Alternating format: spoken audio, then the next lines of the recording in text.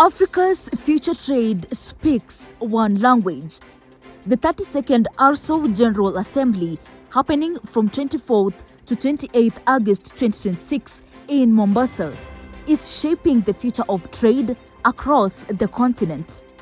His Excellency, the Deputy President Professor Kithure Kindiki, will grace the event as the chief guest. Let's hear from Kebs experts. One certificate working for you comes from one standard working for you, and this one standard is developed by ARSO. And why is one standard very important?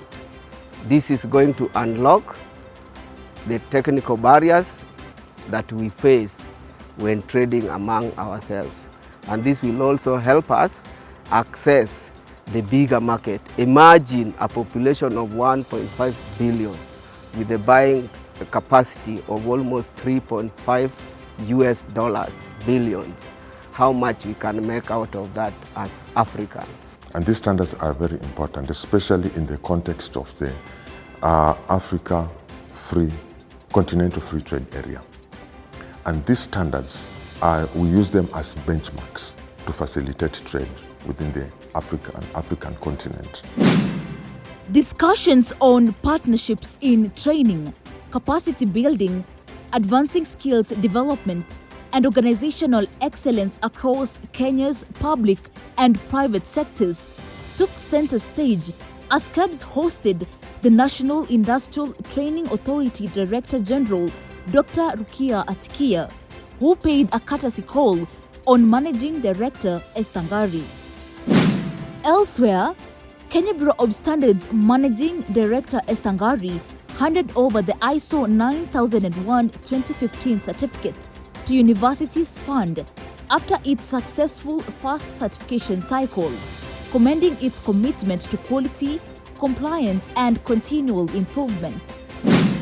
Kebs Mount Kenya region, led by Regional Manager Ms. Jacqueline Kangiri, engaged animal feed stakeholders in Kenol, Murang'a County, and Meru on quality assurance, standards, and certification to support the production of safe animal feeds and enhance market access.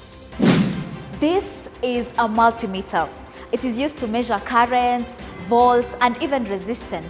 And I'm sure even at your home places, you have your television, your phone chargers, and even your laptop chargers. And I'm sure you've seen these ratings behind them. But did you know there are measuring devices which had to be calibrated in order to make sure that those ratings are actually compliant? Well, here in the ACDC laboratory, we have our metrology expert who explains that further. We ensure that the devices we receive that are used in the industry, they are measuring correct. If it is 100 volts, it is supposed to be measuring 100 volts or close thereby. So, the industry uses these measuring devices to ensure that the products they are giving in the Kenyan market are compliant to the standard for the safety of the consumers, and also to ensure that the services that they are offering is safe in this country. A CDC lab is responsible for supporting the industry to ensure that the products that they are getting in the market in Kenya are compliant to the standards, so that you don't have substandard goods in the market that will be harmful to the consumers. As we continue to promote quality, innovation, and consumer confidence, we invite you to be part of the journey.